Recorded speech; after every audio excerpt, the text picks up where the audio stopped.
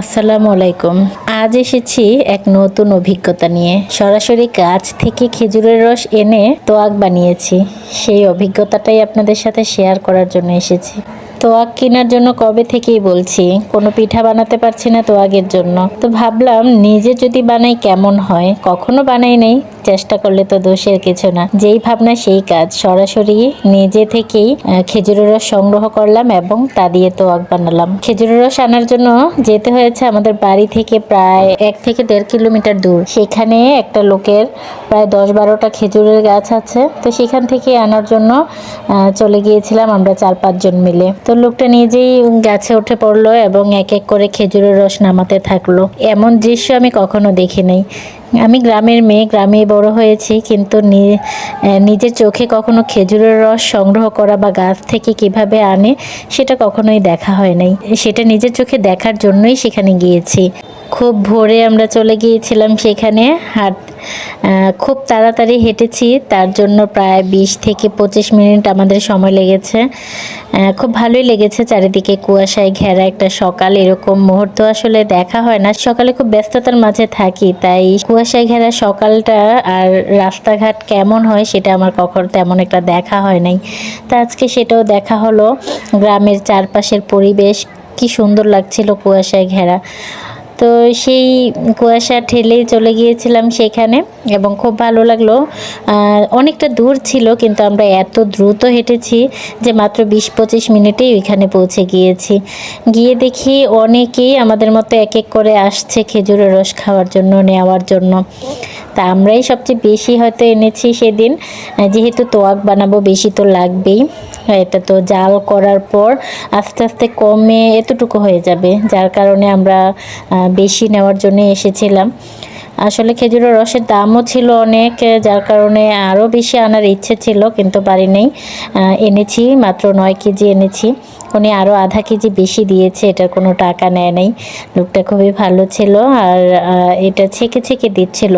আবার খেজুরের রসটা যেখানে গাছের সাথে হাঁড়িটা পেতেছে সেখানে পুরোটা হাঁড়ি জাল দিয়ে ঘেরাও করা ছিল, যেন অন্য কোনো পোকামাকড় বা কোনো প্রাণী সেই রসটা খেতে না পারে বা রসে মুখ না দিতে পারে, তার জন্য পুরোটা হাঁড়ি ঢেকে দিয়েছিল।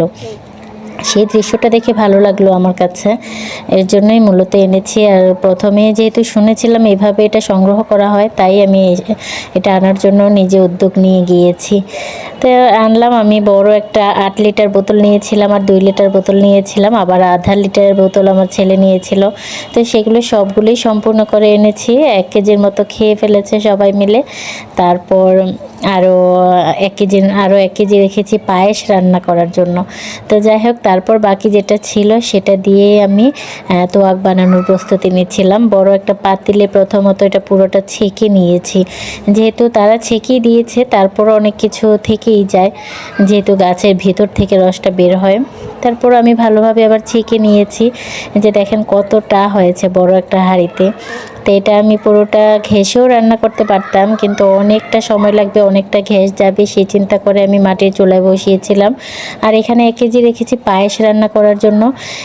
এই যে পায়েস রান্না করি বা তোয়াক, সেটার জন্য উপরের যেই ফেনাটা ওঠে, প্রথমত জাল দেওয়ার পর ওই যে দেখেন 1 বাটি ফেনা হয়েছে। জাল দিলে একটু গরম হয় যখন রসটা, তখন উপরে ফেনাটা উঠে আসে। সেই ফেনাটাকে আলগা করে নিতে হয়, নয়তো তিতা লাগে। তো যার কারণে আমি এটা রেখেছি পায়েস রান্না করার জন্য। এটার উপরে ফেনাটা আমি উঠিয়ে ফেলেছি। এখন বলক আসার পরে এটা রেখে দিচ্ছি, আমি কালকে রান্না করব। আজকে আসলে সময় হবে না, তাই রেখেছি, কালকে রান্না করব পায়েস।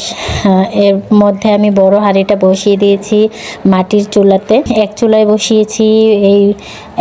বসিয়েছি খেজুরের রস, আর দুই চুলায় বসিয়েছি আমি ভাত তরকারি রান্নার জন্য ঘরের। তো রান্না আমার কমপ্লিট হয়ে গিয়েছিল ঠিকই, কিন্তু খেজুরের রসটাই হচ্ছিল না। আমার পুরো রান্না শেষ হওয়ার পর খেজুরের রস বলক এসেছে, এতটা সময় লেগেছে। আর উপরের ফেনাগুলো ফেলতে আমার তো অনেক সময় লেগেছে।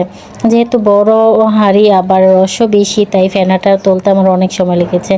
আর এর মধ্যে দেখেন প্রায় আমার কিন্তু রান্না শেষ, ঘরের কাজ শেষ। আর আমরা যেহেতু বাড়ি ছেড়ে চলে যাচ্ছি এর জন্য অনেক প্রস্তুতি নিচ্ছিলাম, সেই প্রস্তুতির কাজও নিচে করছিলাম, আবার মাঝে মাঝে এসে নাড়া দিচ্ছিলাম খেজুরের রসটা। আমার রান্না অনেক আগেই শেষ হয়ে গিয়েছে। এর মধ্যে খেজুরের রসটা কিন্তু হয়েছে প্রায় মাগরিবের নামাজ আজানের পর। মাগরিবের আজানের পর আমার খেজুরের রসটা একদম কমপ্লিট হয়েছে, এক বল হয়েছে। বলটা দিয়ে সেটাকে আমি বোতলে ঢেলে নিয়েছি। অনেক ভালো লেগেছিল আমার কাছে, নিজের কাছে একটা অন্যরকম ফিল হচ্ছিল যে নিজের হাতে বানিয়েছি। সেটা রায়নার আপুকে দেখে আমার নিজের কাছেও অনেক অনেক ভালো লাগছিল যে নিজের হাতে তোয়াক বানিয়েছি। সত্যি গ্রামে থাকলে খেয়ে একদম অরিজিনাল সব কিছু পাওয়া যায় আমি মনে করি। আর আমরা যেটা কিনে আনতাম সেটা কিন্তু নিচে চিনি শিরার মতো পড়ে থাকতো। যাই হোক, আলহামদুলিল্লাহ আজকে ব্লগটা এখানেই শেষ করছি। সবাই ভালো থাকবেন, সুস্থ থাকবেন, আল্লাহ হাফেজ।